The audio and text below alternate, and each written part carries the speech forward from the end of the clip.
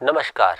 आज हम चर्चा करेंगे एनसीईआरटी कक्षा 12वीं की पाठ्य पुस्तक रसायन विज्ञान की पाठ संख्या 3 विद्युत रसायन के बारे में। इसके पूर्ववर्ती भागों में हम अध्ययन कर चुके हैं कि विद्युत अपघट्य सेल तथा गैल्वेनिक सेल की कार्यप्रणाली किस प्रकार होती है, इलेक्ट्रोड विभव का मापन किस प्रकार किया जाता है तथा इलेक्ट्रोड विभव की सहायता से हम किसी सेल का विद्युत वाहक बल किस प्रकार ज्ञात कर सकते हैं। दूसरे भाग में हमने चर्चा की थी चालकता, चालकत्व, मोलर चालकता के बारे में तथा कोलराउश की नियम की सहायता से हमने दुर्बल विद्युत अपघट्य का अनंत तनुता पर मोलर चालकता किस प्रकार ज्ञात की जा सकती है तथा अल्प विलेय लवणों की विलेयता कैसे ज्ञात होती है। आज के भाग में हम चर्चा करेंगे फैराडे के विद्युत अपघटनी नियमों के बारे में तथा विभिन्न रसायनों का विद्युत अपघटन होने पर किस प्रकार के उत्पाद हमें किन इलेक्ट्रॉनों पर प्राप्त होते हैं उनके बारे में। विद्युत अपघटन के मात्रात्मक पक्ष, जिन्हें हम फैराडे के नियम के नाम से भी जानते हैं। मात्रात्मक पक्ष का मतलब होता है कि अगर हम किसी पदार्थ का विद्युत अपघटन प्रारंभ करते हैं तो हमें कौन से इलेक्ट्रोड पर कितनी मात्रा में पदार्थ प्राप्त होते हैं, यानी कि हमें उनकी मात्रा जाननी है। वह मात्रा द्रव्यमान के रूप में भी हो सकती है या वह मात्रा आयतन के रूप में भी हो सकती है। फैराडे के विद्युत अपघटन से संबंधित दो नियम दिए गए हैं जिन्हें हम फैराडे के प्रथम नियम तथा द्वितीय नियम के नाम से जानते हैं। सर्वप्रथम हम फैराडे के प्रथम नियम के बारे में चर्चा करते हैं। इस नियम के अनुसार किसी भी इलेक्ट्रोड पर निक्षेपित होने वाले या मुक्त होने वाले पदार्थ का द्रव्यमान विद्युत की मात्रा यानी कि आवेश के समानुपाती होता है। निक्षेपित या मुक्त का अर्थ क्या होता है? निक्षेपित होना मतलब इलेक्ट्रोड पर जाकर के जम जाना। मुक्त होने का अर्थ होता है कि इलेक्ट्रोड पर कोई गैस बनी है। इस नियम के अनुसार W समानुपाती होगा Q के। इस समीकरण का जब समानुपाती का निशान हटाते हैं तो हमें एक स्थिरांक प्राप्त होता है जिसे Z कहते हैं। Z विद्युत रासायनिक तुल्यांक होता है। फैराडे के प्रथम नियम का समीकरण हमें क्या प्राप्त हुआ? W = ZIT। Z विद्युत रासायनिक तुल्यांक है, I प्रवाहित होने वाली धारा है तथा T समय है कि कितने समय तक हमने उस विद्युत अपघटनी विलयन में धारा का प्रवाह किया है। फैराडे का द्वितीय नियम। प्रथम नियम तथा द्वितीय नियम में अंतर करने के लिए हमें हमेशा ये ध्यान रखना है कि यदि हमारे पास एक ही विद्युत अपघट्य का विलयन दिया गया हो तो हमें वहां पर फैराडे का प्रथम नियम लगाना है। यदि एक से अधिक विद्युत अपघट्य का विलयन हमारे पास है तो हमें वहां पर फैराडे का द्वितीय नियम लगाना है। इस नियम के अनुसार क्या होता है? यदि हमारे पास में एक से अधिक विद्युत अपघट्य उपस्थित हो तो उनको हम विद्युत धारा के श्रेणी क्रम में जोड़ते हैं। श्रेणी क्रम में जोड़ने का लाभ यह होता है कि सभी विद्युत अपघट्य विलयनों में समान मात्रा की विद्युत धारा प्रवाहित होती है। इस नियम के अनुसार विभिन्न विद्युत अपघट्य विलयनों में विद्युत की समान मात्रा प्रवाहित करने पर इलेक्ट्रोड पर निक्षेपित या मुक्त होने वाले पदार्थ की मात्रा उनके रासायनिक तुल्यांकी द्रव्यमान के समानुपाती होते हैं। सामान्यतः रासायनिक तुल्यांकी द्रव्यमान को हम तुल्यांकी भार भी कह सकते हैं। अतः इस नियम के अनुसार W किसके समानुपाती आ गया है? रासायनिक तुल्यांकी द्रव्यमान। इस समीकरण को अगर हम और सॉल्व करते हैं तो हमें क्या समीकरण प्राप्त होती है? W1 भाग W2 किसके बराबर होगा? E1 भाग E2 के। यदि तीन विलयन है तो हम लोग इसको ऐसे कर सकते हैं कि W1 भाग W3 किसके बराबर होगा? E1 भाग E3 के। यदि कितने भी विलयन हमारे पास हो, एक से अधिक हो, तो हमें फैराडे का द्वितीय नियम लगाना होता है। एक विलयन है तो हमें फैराडे का प्रथम नियम लगाना होता है। आइए अब हम देखते हैं कि एक मोल इलेक्ट्रॉनों पर आवेश कितना होता है। हम जानते हैं कि एक इलेक्ट्रॉन पर आवेश की मात्रा कितनी होती है? 1.6022 गुणा 10⁻⁻19 कूलाम। एक मोल किसके बराबर होता है, जिसे हम लोग अवोगाद्रो संख्या के नाम से भी जानते हैं? वो कितना मान होता है उसका? 6.022 × 10⁻23 अब हम आसानी से 1 मोल इलेक्ट्रॉनों पर आवेश की गणना कर सकते हैं। किस प्रकार से? 1 इलेक्ट्रॉन पर आवेश को हम लोग गुणा कर देंगे किससे? इलेक्ट्रॉनों की संख्या से। इसका मान हमें लगभग प्राप्त होता है 96,500 कूलाम, जिसे हम 1 फैराडे कहते हैं। इसका अर्थ हुआ कि 1 फैराडे किसके बराबर होगा? 1 मोल इलेक्ट्रॉनों पर आवेश के बराबर होता है, जिसका मान हमें कितना होता है प्राप्त? 96,500 कूलाम प्राप्त होता है। अतः 1 मोल इलेक्ट्रॉन पर आवेश की मात्रा को फैराडे स्थिरांक कहा जाता है। जब भी किसी विद्युत अपघट्य के विलयन में से 1 फैराडे आवेश को प्रवाहित किया जाता है। आइए अब हम कुछ उदाहरणों की सहायता से फैराडे के प्रथम तथा द्वितीय नियम को समझते हैं। न्यूमेरिकल्स में इसे हम किस प्रकार से प्रयोग में ला सकते हैं। माना कि हमारे सामने एक समस्या है। समस्या क्या है?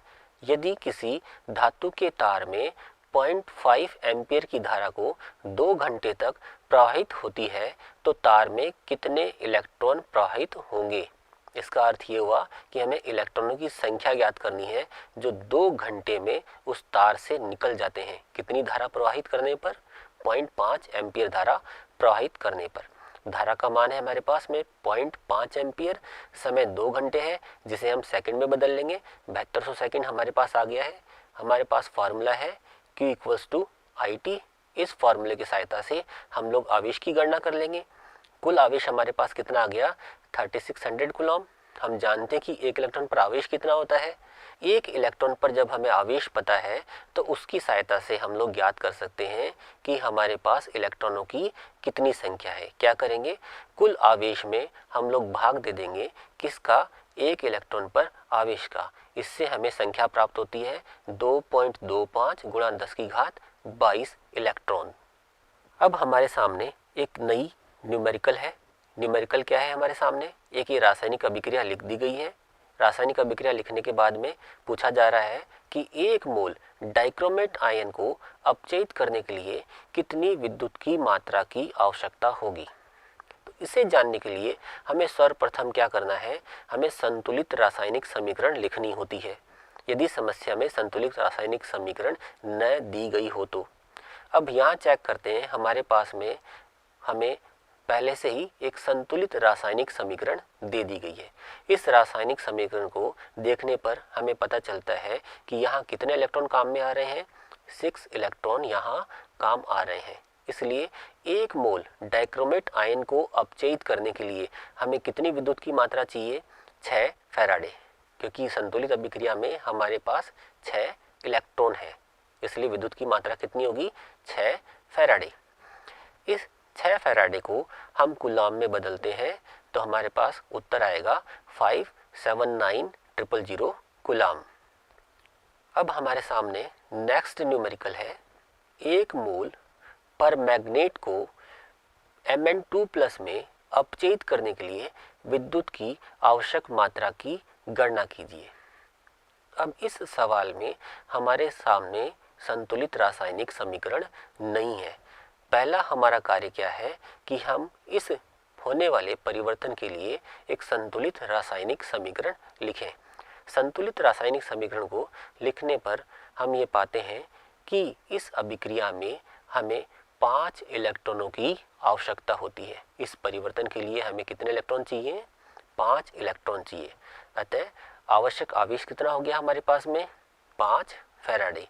इस 5 फैराडे को अगर हम चाहें तो कूलाम में बदलते हैं। कूलाम में बदलने पर हमारे पास आंसर कितना आता है? 4,82,500 कूलाम। इस समस्या में क्या दिया हुआ है कि गलित कैल्शियम क्लोराइड। गलित कैल्शियम क्लोराइड का मतलब होता है पिघला हुआ या द्रवित। 20 ग्राम कैल्शियम प्राप्त करना है। हमें गलित कैल्शियम क्लोराइड से 20 ग्राम कैल्शियम प्राप्त करना है। उसके लिए विद्युत की कितनी मात्रा की आवश्यकता होगी? फिर से हमें एक संतुलित रासायनिक समीकरण नहीं मिला है तो हमारा प्रथम कार्य है हम एक संतुलित रासायनिक समीकरण लिखें। कैल्शियम क्लोराइड कैल्शियम आयन तथा क्लोराइड आयन देता है, परंतु ये सवाल सिर्फ कैल्शियम के बारे में जानना चाहता है तो हम लोग कैल्शियम की संतुलित अभिक्रिया फिर से लिखेंगे। कैल्शियम आयन 2 इलेक्ट्रॉन ग्रहण करके कैल्शियम में अपचयित हो जाता है। इसके अनुसार हमें आवश्यक आवेश की मात्रा कितनी है, 2 फैराडे, क्योंकि 2 इलेक्ट्रॉन हमारे पास यहाँ काम आ रहे हैं और 1 मोल कैल्शियम बन रहा है। 1 मोल कैल्शियम का द्रव्यमान हम जानते हैं कि उसके परमाणु भार के बराबर होता है, जो कि 40 होता है। अतः 40 ग्राम कैल्शियम प्राप्त करने के लिए हमें कितना आवेश चाहिए, 2 फैराडे आवेश की आवश्यकता होती है। इसे जब हम बदलते हैं 20 ग्राम के लिए, क्योंकि सवाल में हमारे पास मात्रा दी गई है कि 20 ग्राम कैल्शियम प्राप्त करना है, तो 20 ग्राम कैल्शियम के लिए हमारे पास में आवश्यक आवेश कितना आएगा, 1 फैराडे, या कूलॉम में कितना होगा, 96,500 कूलॉम। हमारे सामने अगली समस्या है कि 1 मोल H2O को ऑक्सीजन में ऑक्सीकृत करने के लिए कितनी विद्युत की मात्रा की आवश्यकता होती है। इसके लिए भी हम एक संतुलित रासायनिक समीकरण लिखेंगे। इस संतुलित रासायनिक समीकरण में हम देखते हैं कि 1 मोल H2O से हमें आधा मोल ऑक्सीजन प्राप्त होती है, यानी कि इस पूरी प्रक्रिया में हमें कितने इलेक्ट्रॉनों की आवश्यकता होती है, 2 इलेक्ट्रॉनों की आवश्यकता होती है। तो यह आवश्यक आवेश हमारे पास कितना आ गया है, 2 फैराडे। 2 फैराडे का अर्थ हमारे पास में क्या हो गया है, 1,93,000 कूलॉम। अभी तक हमने चर्चा करी कि फैराडे के हमारे पास 2 नियम होते हैं, जिन्हें हम लोग फैराडे के प्रथम नियम तथा द्वितीय नियम के रूप में जानते हैं। फैराडे का प्रथम नियम हम कब काम में लेते हैं, जब हमारे पास में एक विद्युत अपघट्य होता है। तो यदि हमारे पास में एक से अधिक विद्युत अपघट्य उपस्थित होते हैं तो उस समय हम लोग फैराडे का द्वितीय नियम काम में लेते हैं, क्योंकि उन सभी विद्युत अपघट्यों में समान आवेश की मात्रा को प्रवाहित किया जाता है। और ये कब संभव है, जब हम विद्युत अपघट्य विलयनों को श्रेणी क्रम में जोड़ें। फैराडे के प्रथम नियम तथा द्वितीय नियम की सहायता से हम लोग आसानी से यह ज्ञात कर पाते हैं कि किस इलेक्ट्रोड पर कितनी ग्राम में पदार्थ का निक्षेपण होगा तथा कितनी मात्रा में इलेक्ट्रोड पर गैस बनती है। विद्युत अपघटन के उत्पाद। किसी भी रासायनिक पदार्थ जिसे हम लोग सामान्यतः विद्युत अपघट्य कहते हैं, यदि उसमें से धारा प्रवाहित की जाती है, दो धाराएं हमारे पास में 2 प्रकार की होती हैं, जिन्हें हम लोग दिष्ट धारा तथा प्रत्यावर्ती धारा कहते हैं। यदि विलयन में से प्रत्यावर्ती धारा प्रवाहित की जाती है तो इलेक्ट्रोडों पर सामान्यतः किसी भी पदार्थ का निक्षेपण नहीं होता है। यह कब संभव है, जब हम सिर्फ दिष्ट धारा प्रवाहित करें। तो विद्युत अपघटन क्या होता है? विद्युत अपघटन वह प्रक्रिया है जिसमें विद्युत धारा के द्वारा किसी रासायनिक पदार्थ की रासायनिक संरचना को परिवर्तित कर दिया जाता है, उसे विद्युत अपघटन कहा जाता है। और कौन सी धारा हम लोग यहाँ काम में लेंगे? दिष्ट धारा। विद्युत अपघटन में जो हमें उत्पाद प्राप्त होते हैं वो कहाँ प्राप्त होंगे? इलेक्ट्रोडों पर प्राप्त होते हैं। इलेक्ट्रोड, जैसा कि हम जानते हैं, 2 प्रकार के इलेक्ट्रोड होते हैं, जिन्हें एनोड तथा कैथोड कहते हैं। एनोड तथा कैथोड दोनों पर ही भिन्न भिन्न प्रकार के उत्पाद हमें प्राप्त होते हैं।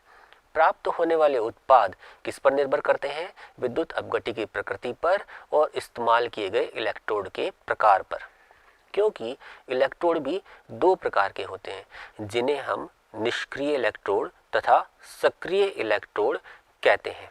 सक्रिय इलेक्ट्रोड रासायनिक अभिक्रिया में भाग लेते हैं तथा निष्क्रिय इलेक्ट्रोड जैसे गोल्ड, प्लेटिनम, ग्रेफाइट ये रासायनिक अभिक्रिया में भाग नहीं लेते हैं।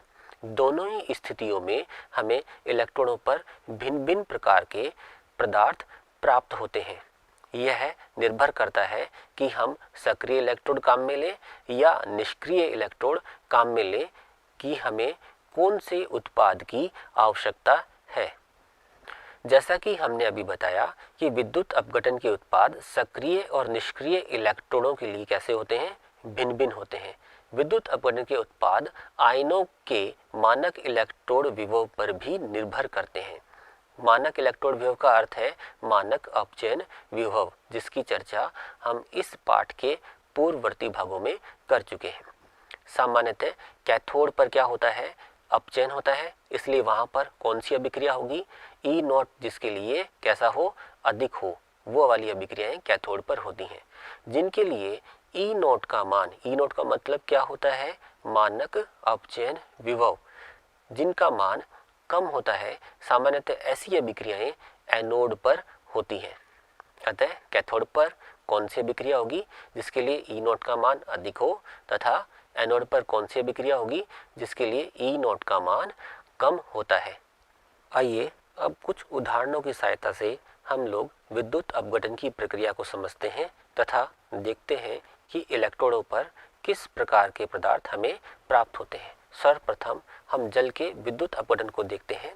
जल के विद्युत अपघटन में देखते हैं कि H2O H+ तथा OH- के रूप में आयनित हो जाता है।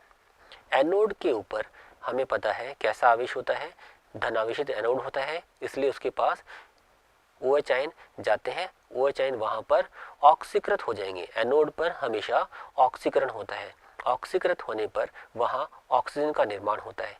इसी प्रकार कैथोड पर H+ आयन जाकर के अपचयित हो जाएंगे तथा वह H2O का निर्माण कर देते हैं। इस पूरी अभिक्रिया में, पूरे सेल में क्या अभिक्रिया हुई, उसके लिए हमें एनोड और कैथोड दोनों की अभिक्रियाओं को जोड़ करके लिखना है।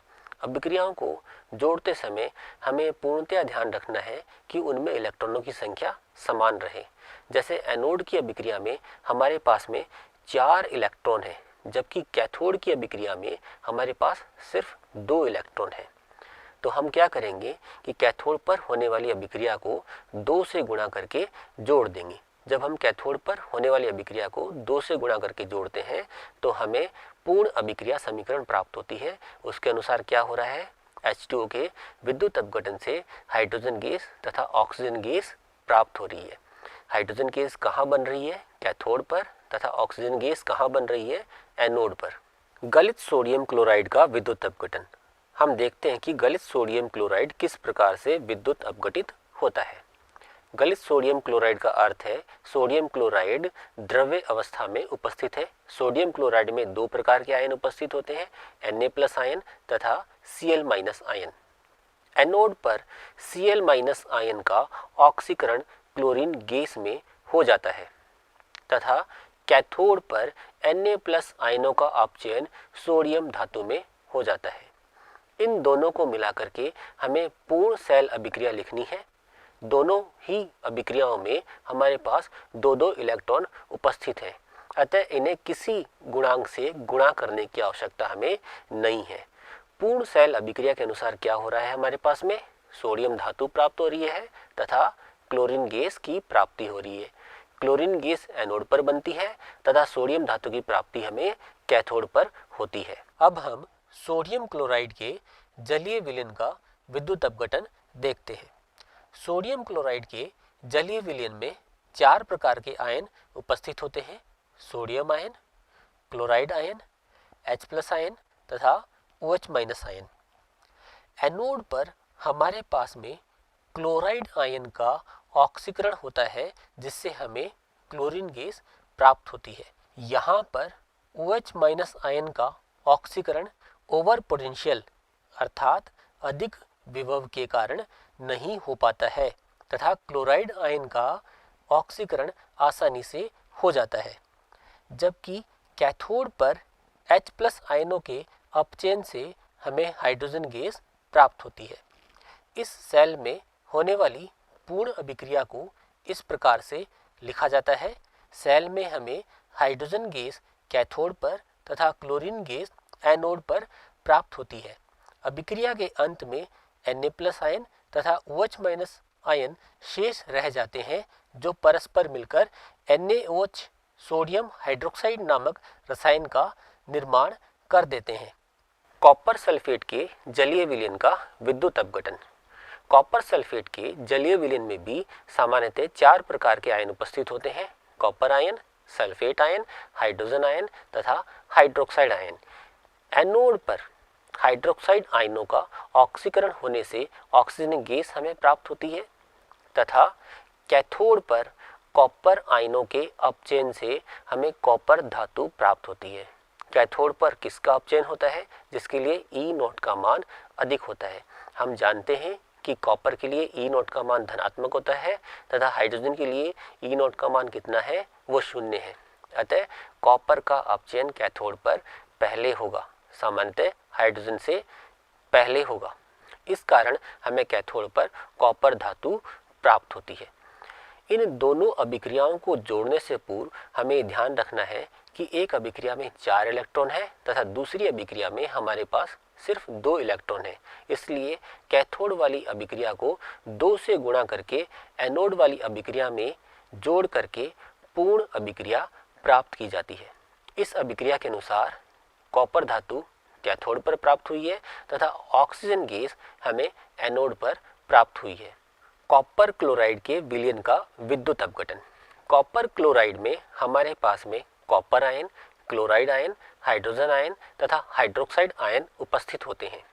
जब इसका विद्युत अपघटन प्रारंभ करते हैं तो एनोड पर क्लोरीन हमें प्राप्त होती है, जबकि कैथोड पर हमें कॉपर धातु प्राप्त होती है। एनोड पर क्लोरीन क्यों प्राप्त हुई? हाइड्रोक्साइड आयन तथा क्लोराइड आयन में से क्लोराइड आयन के लिए ई नॉट का मान कम होता है, इसलिए एनोड पर क्लोरीन का हमें प्राप्त होना यह दर्शाता है कि क्लोरीन के लिए ही ई नॉट का मान कम है।